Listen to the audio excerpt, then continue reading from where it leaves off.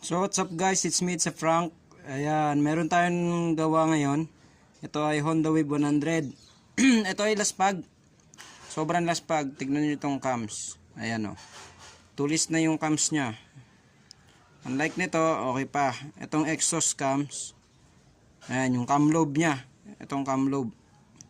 Wala na. Tsaka tignan nyo itong rocker arm. Ayan o. O. Palit rocker arm yan, boss. Palit rocker arm yan, boss. Ayun, sobrang tulis na. O, diba?